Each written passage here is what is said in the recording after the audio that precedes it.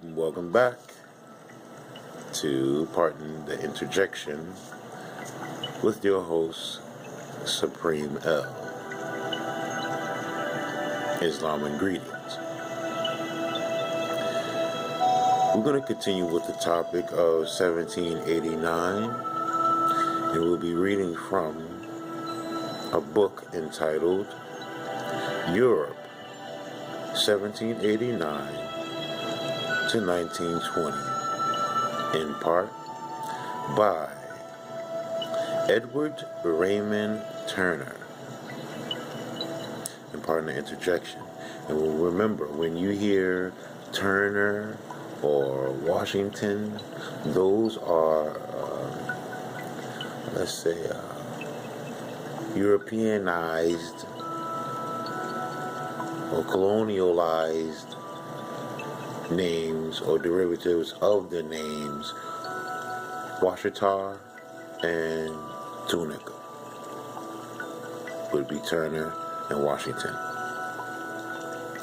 On page 294, we read in part, her soldiers were the best in Europe.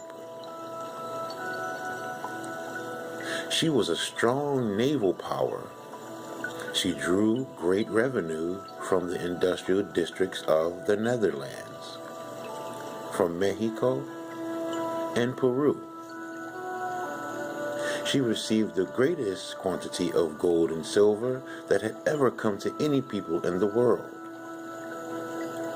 while her poets, her dramatists, and her generals made this era her golden age.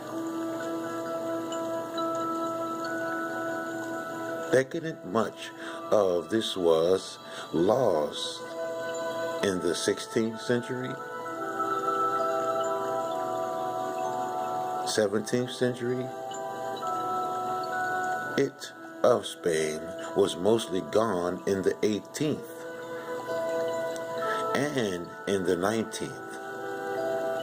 Spain shorn of nearly all her colonies has sunk far below the rank of the first-rate powers. The causes of this terrible decline have often been explained, but they still continue to be instructive.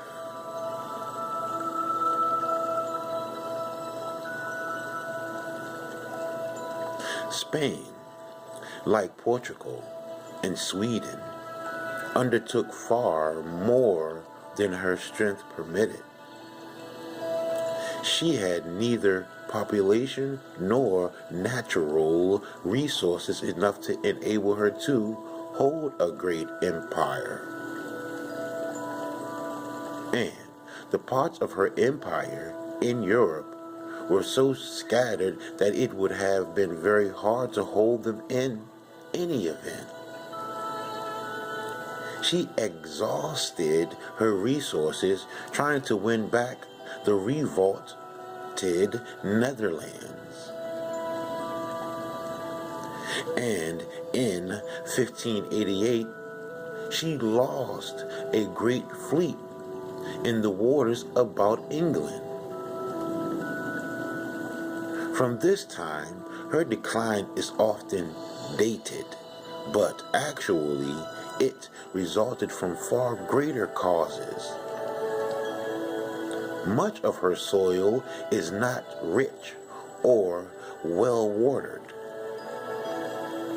and could only be made to yield by irrigation and intensive agriculture.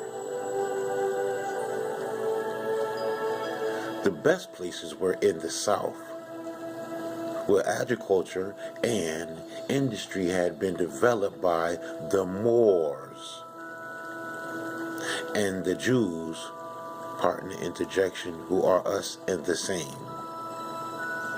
And we continue. The Christians, who had, during some hundreds of years, slowly reconquered the country from the Moors. Pardon the interjection. So this is saying that the Moors had conquered Europe, was running Europe. Where's that history? Where's that information at? Why is that not being taught in schools here in the States, so-called United States company, not the land, here in Morocco, northwest of Mexico? And we continue. Had come to love fighting for its own sake. And now they scorned any labor. It was indeed their skill and aptitude in fighting that enabled them to make their conquests in Italy.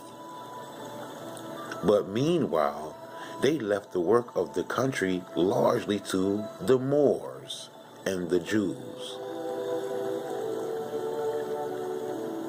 Pardon the interjection. I remember when you hear Moors and Jews, one and the same, we're the same people. And we continue.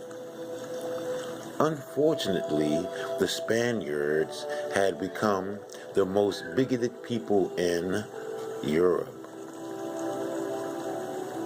Their leaders determined to stamp out all heresy or heresy. And soon they drove out the Jews and the Moors, thus giving a death blow to the basic industries of the country.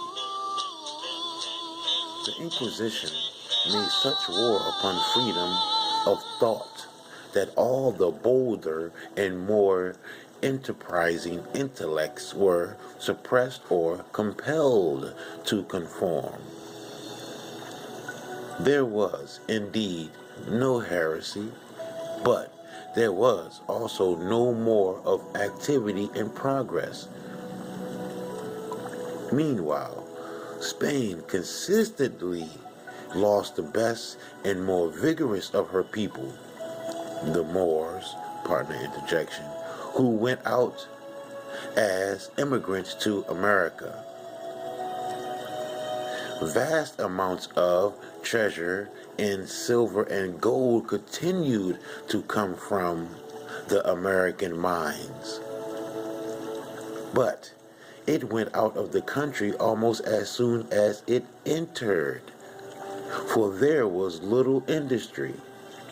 And the people of Spain, no longer able to win wars and disdaining to work, sank further and further into economic stagnation, using their money to buy at high prices what others who worked could provide.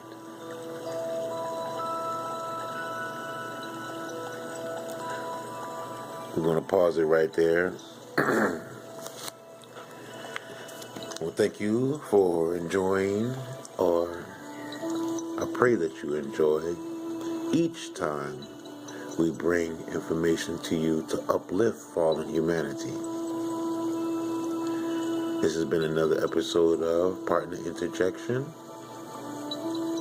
March 19th, 2015. As always, don't believe me.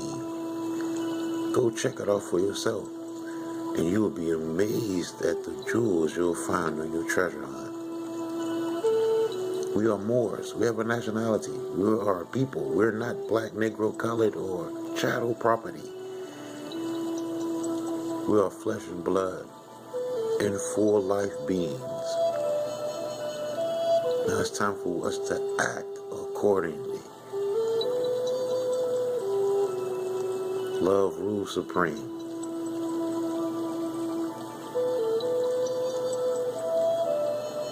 Islam, love, and peace forevermore.